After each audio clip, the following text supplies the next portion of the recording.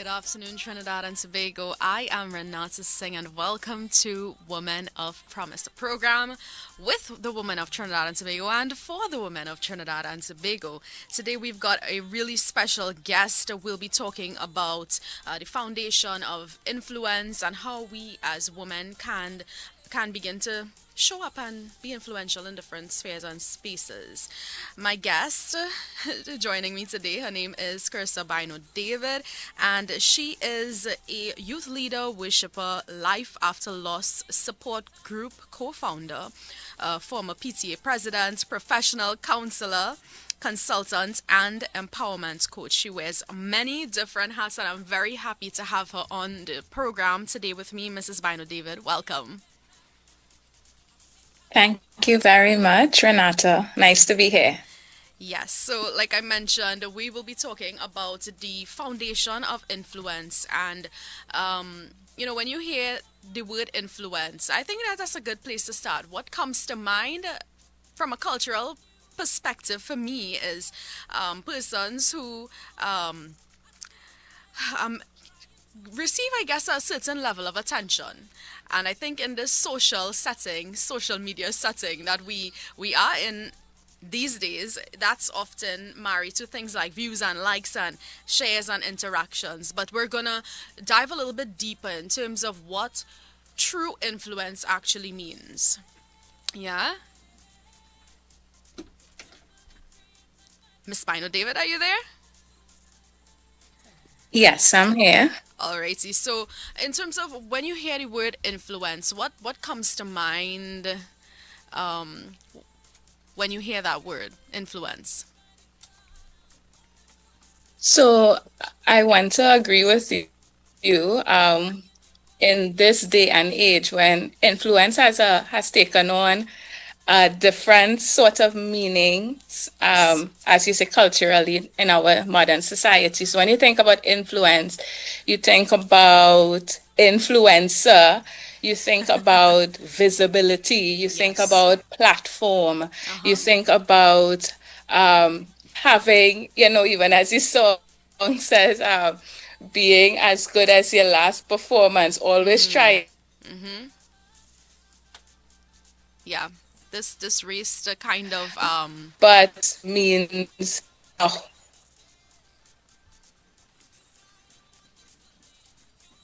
yes, influence means something very different.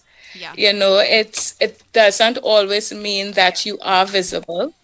Yeah. It's really coming from a place of impact, of even if you're not seen, you are walking in obedience to God, Yeah. and you are impacting the people that God has placed within your sphere of influence. Yeah, absolutely. 100% agree with you. And you used a word there, influencer. And you made a Hmm. very critical point. Just again, back to the whole cultural messaging that's pushed in terms of views and likes and visibility. You use that word as well. I feel like, and I feel like we're young people have it a little bit harder now because they're growing up with this as the norm. You know what I mean? And it's Yeah. kind of pushing this narrative that sort of makes us a bit hungry for validation in that sense. So we marry validation a lot of times to how visible I am, how many people's liking my post, how much views. You get what I'm saying? Um, Yes. but like you're rightfully saying, influence is so much more deeper than just the surface. Like you could be hitting lots of views and stuff like that and missing impact, because that's a word that you just Yes. used. How can women listening today that's been bombarded with the cultural perspective of what influence look like, how can we shift our perspective and sort of deepen our roots in terms of how we approach being influential in different spaces, if it's ministry, if it's at our job places, if it's wherever we are as parents, even how can we begin that shift? I think it's, first of all, tying your influence to other people in a way that, as you correctly say, likes, followers, shares, saves, those things are variables. Yeah. They change. Mm-hmm. And if you tie yourself to that, you would be in for a lot of disappointments because you might think that if you're measuring your impact and your influence based on those external things and they change over time, then you are going to start to question, am I influential? Yeah. Am I impactful? Yeah. So I think it all comes back to, where is my identity rooted? Hmm. And as women, it is important that we root our identity in something that is unchangeable and that is constant, Yeah. and that is God, Yeah. right? Also, as women, we also have to recognize the uniqueness of our womanhood. You Yeah. know, we're living in a society where, the other day we celebrated International Women's Day, Yeah. and the theme was on gender equality. Yes. And so, in the society we're living in, you know, women feel like they have to be like men. They have to compete at that level in terms of, you know, sometimes you hear mothers say, I have to be both mother and father. Yes. Even in the workplace, if you are a manager or supervisor or it's male dominated, you feel like you have to change who you are to Yeah. fit in this space. But we have to recognize that as women, God has uniquely gifted us, He has uniquely positioned us to make influence and to create influence and to make impact. And so when we tap in to that uniqueness, we would recognize that the influence that we do carry will make an impact in a way that is both unique and effective. Another thing as women we have to recognize is, what is our heart posture? Yeah. Because that will determine the kind of influence that we carry. If it Absolutely. is, our heart posture is one of pride, you know, then our influence, yes, it will look impressive on the outside, Uh-huh. but underneath it all, it's carrying control, Yes. ego, or we feel like we need to always be right. Yeah. If our posture as women is rooted in insecurity, then you'd realize that you're always trying to perform. Yeah. You're Yeah. always trying to perform, and you're always trying to prove your worth. You're always chasing affirmation. You're Yeah. always feeling depleted and tired. And on the outside, yes, you might be looking strong and looking good, but on the inside, you're losing that peace of mind. Yes. But when our heart posture is, you know, grounded in obedience to God, in humility, in love for God, then the influence that we carry would be steady, it would be Yeah. safe, it would be clear, and we'd feel strengthened even though we're not seen, because we know that we're seen by God, Yes. and we don't feel like we need to operate under this continual pressure Yeah, absolutely. um You know, to one of the yeah, things go that you ahead. just mentioned is, in terms of women feeling that pressure to show up as men, just kind of, and you gave the example in terms of having to fulfill both roles, parenting their kids, both mother and father, and you would rightfully saying that women need to show up as they are. And embrace their womanhood, but in a culture that celebrates women that have to show up like a man. It's hard because we Yes, celebrate that. You get what I'm saying? yes, And so it's difficult for a woman, and you're right. You spoke about identity and just being rooted and grounded in something and someone that's unshakable, which is Christ. Um, but it's hard because culture tells us different. of The course. world celebrates something different. I guess the kingdom woman looks very different from a woman that lives in the world. Yeah. Yeah. And It- one of the things I wanted to discuss here is, um, that word recognition, and I have been thinking about it, and I'm like, when you hear recognition, you're thinking, okay, all right, persons who again be the pressure of society, feeling the need to overperform, or you gave several examples just now, and the need to be seen at that level. And sometimes we think that, hey, that's a bad thing, but there's also a healthy way that recognition goes. Could you discuss that a little bit for us? So I think you did mention in terms of some of the, I would call them quote unquote little red flags, in terms of just chasing that validation and stuff like that. But what does healthy recognition look like for a woman? So, for a woman, healthy recognition should start with her. Okay. It should start with you seeing your worth. Yeah. It should start with you seeing your value. Because you see, when it starts there, whether or not someone validates you, affirms you, it doesn't change who you are. Like sometimes Yeah. I tell people, you might go to an interview, right? And you did your best, but you mightn't get a job. Yes. That doesn't mean that you are not good at a job or you're not good at that job. Yeah. It's just you're not, it's just they have a preference. Somebody's preference does not change your worth and Yes. your value. That is a preference. So you like ice cream, but somebody might like vanilla, somebody like strawberry, somebody like chocolate, but it doesn't change the worth and the value of the Yeah. ice cream because people like ice cream. It's just a preference, and so it has to start there. And for the kingdom woman, it has to start with how God views you, Yes. right? How God sees you. God sees you as wonderfully and beautifully made by Him.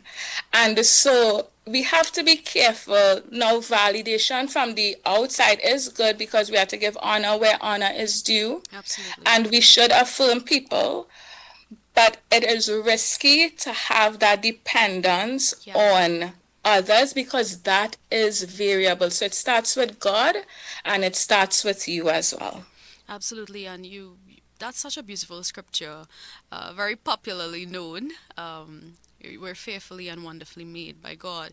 Um, it's hard sometimes to believe that when, you're going through things in life, it's hard to embrace that truth. But like one of the things that has worked for me recently in terms of just the way that I approach the word of God is, hey, I may not Mm-hmm. agree with this right now. I may not feel like this right now, but this is absolutely truth, because not because I can't see it in the moment doesn't mean that it's not true. God said it's true, Right. and so I need to rest in that He said so. So I embrace that truth. It's Yes. hard sometimes to accept, especially when you are fully aware of your faults, your struggles, your flaws. All of us as women, we're fully aware of what it is. Um, and just embracing the fact that, hey, God delights in me. He says that I'm fearfully and wonderfully made. That can be hard sometimes for us to actually accept. Yes. But one of the things that you mentioned there just now in terms of the recognition and heart posture, that's a word you used earlier on. Mm-hmm. I think some questions that may be useful to ask yourself, do some self, reflection, is, am I doing whatever it is to be noticed? Or am I doing Hmm. this because this is where God has called me to, and this is where He has for me to work or serve or whatever it is? I oftentimes like to have these little questions that I ask myself to kind of reflect. It's good to reflect. You learn quite a lot about yourself. Mm-hmm. No, that is true. And again, I believe when the motive is pure and the heart posture is right, this is the thing, right? If we are where God has called us to be and do what He said we should be doing, the recognition kind of flows almost naturally. If you're good at a particular thing, it flows almost naturally. It's not something forced, but that's never the motive, or it should never be the motive to be recognized, or to gain any sort of, I guess, visibility, because that's a big word these days, Yeah. But Renata wanted to add something when you spoke about recognition. yeah.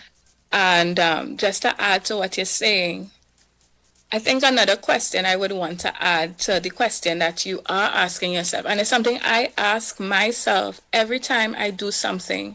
I ask God, are you pleased? Yeah. Because we are to live our lives for an audience of one. That's the Absolutely. recognition that really matters. Absolutely. Yeah. So it's something I always ask God. I say, God, are you pleased with me? Yes. Because to me, if he's pleased, I'm good. And so And I want to just throw that in there. that should be our gauge all the time, to please Yeah. him, not people. And it's very, very easy to slip into that. Yes. You may start with that right mindset, and when things start to go good, or you start seeing success in a particular area, sometimes that shifts, and you're not even paying attention. Hey, when this shifted, when have I made it more about me than him? You know what I mean? And so that's Yes. why it's so important that we ask ourselves these questions, and also have persons possibly around us that holding us Yes. accountable. Yes. That is so important. Yeah, influence it's a dangerous thing. I think it's a dangerous thing. It's powerful, but it can be dangerous if, again, we don't anchor ourselves in the why and the who we're doing whatever it is Yeah. for. But we're going to go to a short break. When we come back, we continue this discussion. We will be shifting a bit to talk about what true influence in the context of servanthood looks like. We'll be right back. Affordable services, go home in style. It's about family. We come right away. JE Guide Funeral Home and Crematorium Limited. Oh, what's that day? Ambience, we do it right. Call us at 235-5049. JE Guide.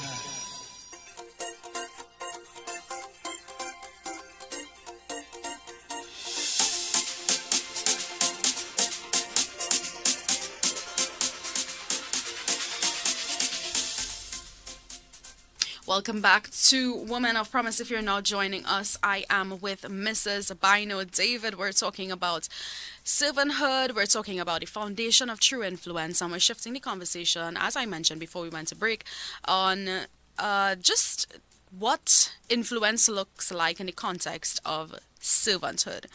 Mrs. Bynoe-David, what do you think about true influence as it pertains to servanthood? And again, we're kind of shifting to I think there is no better example than Jesus when we're talking about servanthood.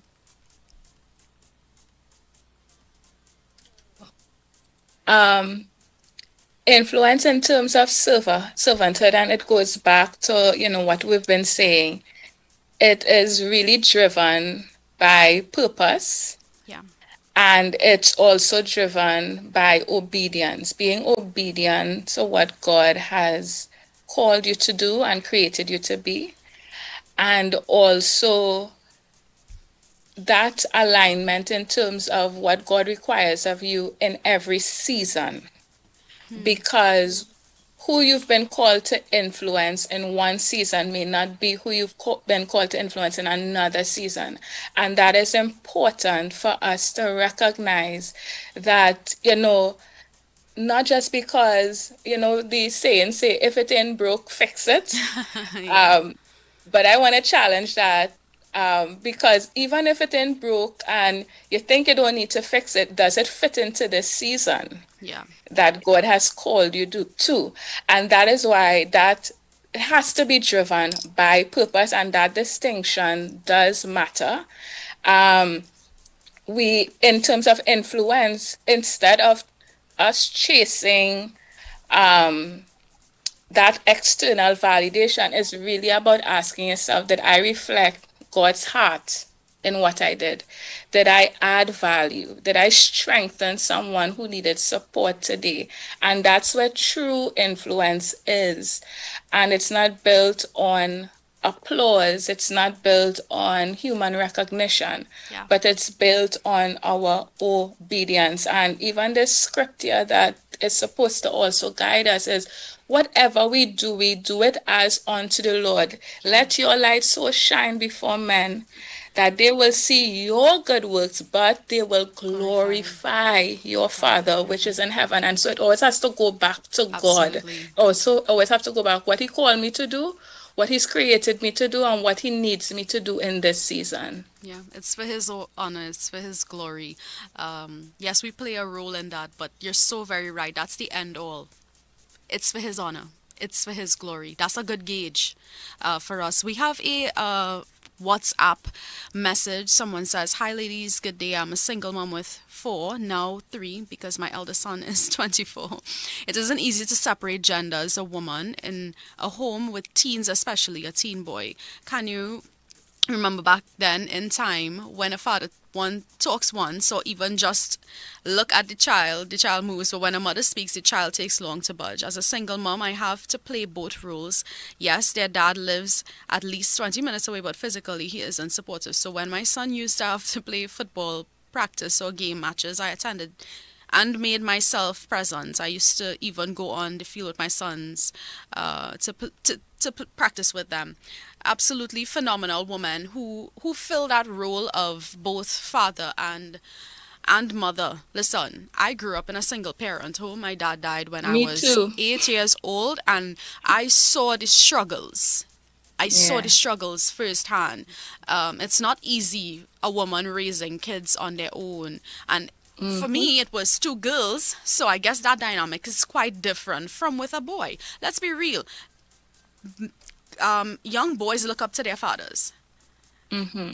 and so I could I could only imagine the dynamic in terms of just what that mother was sharing in terms of the struggle, just parent in that way. I first of all I wanna tell that parent hats off to her. Yeah, And, mommy, continue pressing on. God absolutely. is with you. And like you, Renata, I did grow up in a single parent home. And it was my sister. I have an older sister. I'm the last, so I have an older sister and I have a brother. Okay. And then I have a cousin who I regard as a sister, and my mom had to take care of all of Wow. us. And my dad was kind of in and out of our lives. And I know society, because my mom always said it, I have to be mommy and daddy. Yeah. But even growing up, I recognize you cannot be Mm, mommy and daddy. yeah.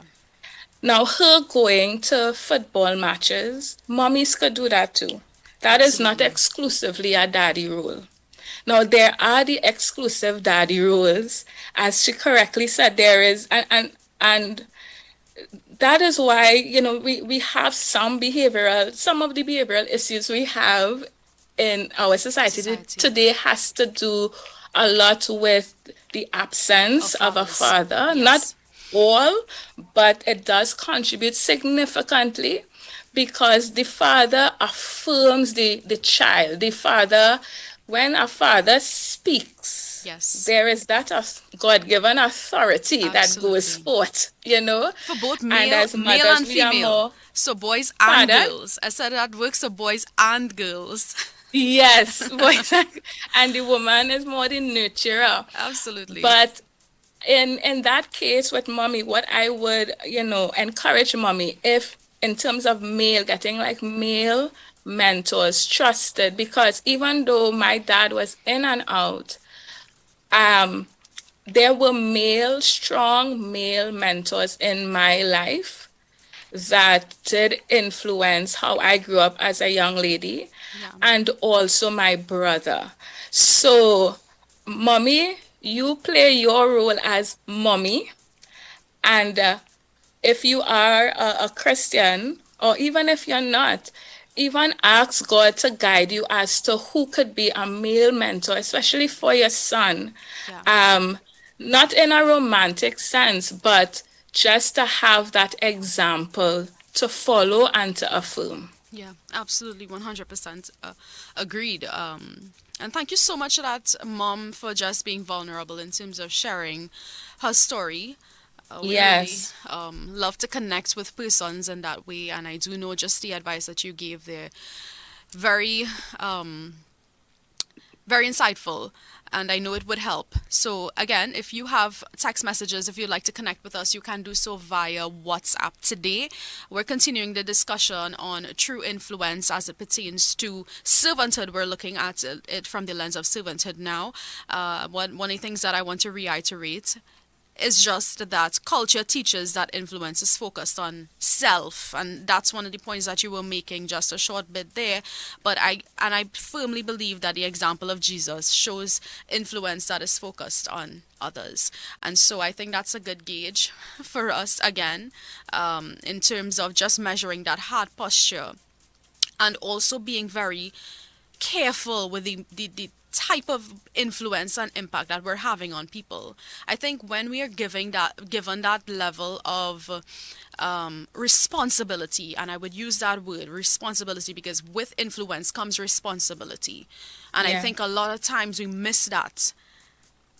We can miss that, and we want to be responsible with, I will use this term very loosely, platforms. And what I mean by that is in terms of just the people that we have whose attention we have, right? Yes. We want to be responsible with that. And again, one of the things that has worked for me is having persons around me in my circle to even hold me accountable, and that is something that I keep saying here on the program. I cannot stress that enough. How much, because sometimes we miss. Sometimes we miss, sometimes we mess up, sometimes we don't always make smart or wise choices, and we need persons holding us accountable in those moments. Um, Sorry, you were gonna say something? No, I'm agreeing with you. Yes. So how then do we? What are some ways that we can be responsible with our influence? Well, first of all, recognizing that sometimes you don't intentionally believe you're influencing. Yeah, I remember even like growing up as a young lady, um, you just living your life normal. And, people would say, well, Krissia, you remember you are a role model. And yes, you'll be like, why didn't I ask for that? You know what I mean? But yeah, recognizing that someone is always looking at you. yeah, And it doesn't mean that you have to be fake, but being your authentic self, and also recognizing that people are at different levels in their journey, and to be careful about what we are putting out there, especially if it's something that you're doing publicly. You have to be careful at the end of the day. Am I adding value? you yes. know, To the is person's God life. pleased with what I am doing? When Yeah, you ask those kinds of questions, it helps you filter how to behave, how to operate.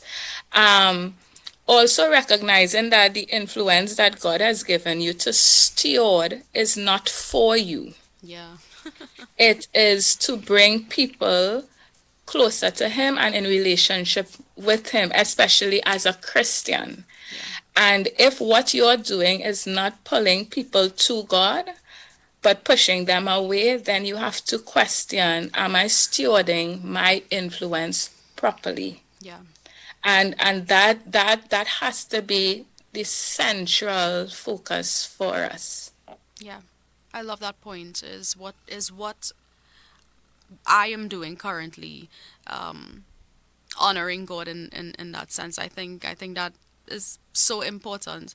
But we're going to go to another short break. When we come back, we continue this discussion. We will wrap up this chat on influence as it pertains to just, servanthood. We'll be right back.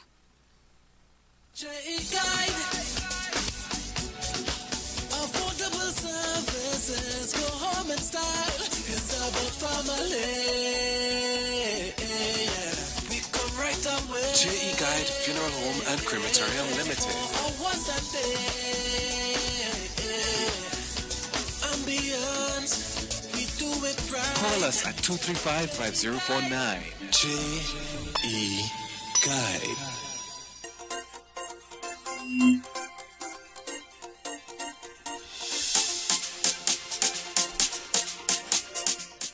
Welcome back to Women of Promise. I am with Mrs. Bynoe. We're talking about true influence as it pertains to just being a servant. Servanthood. We are going to wrap up this conversation now. One of the things that I want to discuss before we do so, however, is how can women begin to show up boldly? How can women begin to show up in their different spheres of life and really be influential in those spaces? I want to talk about, in church on Sunday, I would have sang this song, Let the Alabaster Break. Yeah. And so I would have, in preparation of that song, studied about the woman with the alabaster box. I want to use her today to talk about that.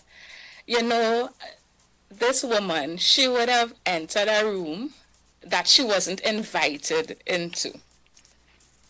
But she did what she needed to do. She brought something that was costly and she poured it out in worship. Yeah. And in that moment, Jesus would have said, you know, this woman, and she's an unnamed woman, right? She has done what she could. She has come beforehand to anoint my body for burial. And in this case, her servanthood and her influence played a role in Jesus's preparation for the cross. Yeah. And even when she was misunderstood, she did what she needed to do. And Jesus would have defended her and said, you know, whenever the gospel is preached, what she has done will be told in memory of her. And we see this woman operating in obedience, had influence. Even we see Esther. Esther would have stepped forward and knowing what it would cost her. She said, if I perish, I perish. And her courage in stepping forth became deliverance for a nation. Even we look at Mary, the mother of Jesus Christ. She said yes to an assignment she couldn't fully explain. So even for us as women, we have to see that our influence is unique. And as women, it doesn't mean that we cannot impact. God has designed us in a way to make significant impact. And even if we are misunderstood sometimes, let our service flow from a place of love and not people's approval. It doesn't mean that, let me tell you, Renata, I'm going to have a transparent moment with you and whoever's listening. I have been invited to radio stations and television programs for years, and I've, for the most part, declined because of fear. Not because I didn't want to, but because of fear and feeling like I wasn't good enough. Yeah. And recently, God had to remind me that whatever He has invested in me is not for me. There is someone that is connected to my obedience. There's someone who is connected to me stepping out. And so as women, our identity has to be rooted in Jesus Christ. Yeah. And recognize that we don't need to shrink. We don't need to apologize for the gifts that God has placed in us. We don't have to postpone our obedience. We don't have to wait to feel ready. Yeah. God has called us and He has already prepared the way for us. All we have to do is walk in it. Yeah. Because there's somebody healing, deliverance, breakthrough, salvation that is connected to our influence, connected to our obedience, connected to what God has created us to be. Absolutely. And it comes back to just, again, stewarding that influence that God has given for His honor, for His glory. It's not about us. And sometimes we need to humble ourselves and just walk in obedience. You used that word earlier. I think it's so very critical. Obedience. We may not always feel ready, like you're mentioning, and I think I connect with your story so much more than you think. There are numerous moments in my life and in different seasons where I have chosen to settle or to kind of pull back or shrink, use that word, because of fear. Like, if I step out, what would they think? I mean, I don't have it all together, so there is that as well. Yes, You know, just the pressure. It's like, you know, I'm doing something for a woman. Let's just say this program, for example. But I'm a woman too, and I have struggles. There are things that I deal with, like every other woman. Yeah. But you know what? I have to step out. I have to walk into rooms that He has called me to walk into. Not Yes. fearing, hey, I'm not ready, or I'm scared, but trusting and relying on Him in those moments. And I think from last year to this year, has been a constant thing for me. Just stepping into spaces that I feel scared, anxiety through the roof we're talking about. There are moments multiple times. Anytime I have to stand before anybody or like do anything public, I am nervous. Yes. Like anxiety through the roof kind of situation. Like, I feel like I'm gonna pass out because I cold sweating, and you're like, oh my gosh, I don't even remember the words to the song I have to sing, or I don't remember the words that I'm gonna say. But you know what? In those moments, you have to dial back, take 2 or 3 Yes. deep breaths, and say, hey, listen. There were days and moments that I may have dreamed of being in these spaces. There were times I may have prayed to be in these spaces.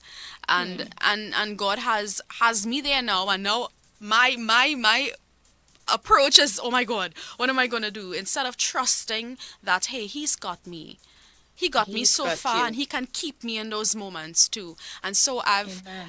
recently taken on that approach, resting in Him, not relying on my abilities, my talents, my the things that work for me or things that I do well, but still trusting and relying on Him in those moments.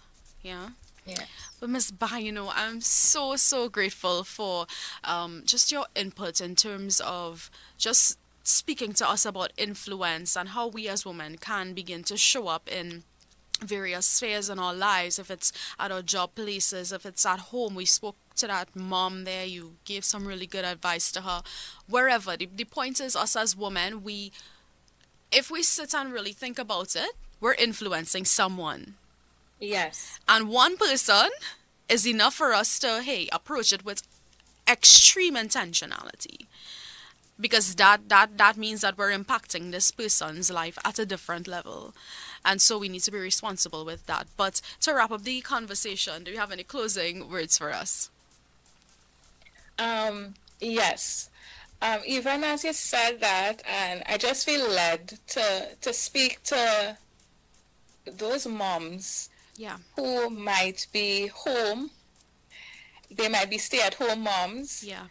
I don't know why. I just feel like that is in my spirit. I don't know who this is for, but you're home.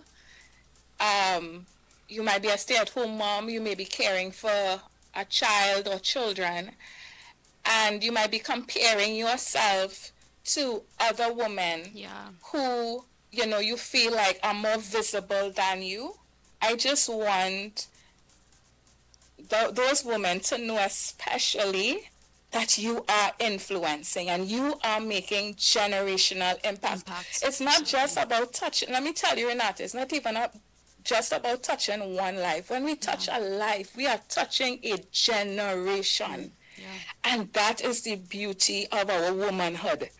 Right? So I want to tell those moms who feel like I'm not visible, I just at home, I cleaning, I washing, I just taking care, I changing diapers. Listen, you are influencing Yeah. and you are making impact too. I love that. And such a beautiful note to end today. Woman, I don't know where you are at, what you're doing, but you're listening to us. I hope you heard that part of the program, that you are impacting generations. You may see the task that you do as small, but it's not. And I hope that Mrs. Bynoe would have inspired you there with those words of encouragement. But we're all out of time here today. I will catch you up with you guys next week on the program. Same time, same place. Take care. Bye.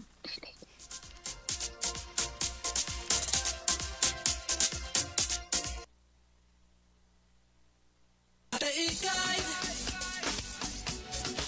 affordable services. Go home in style. It's about family. We come right away. JE Guide Funeral Home and Crematorium Limited. I want that day. Ambience. We do it right. Call us at 235-5049. JE Guide.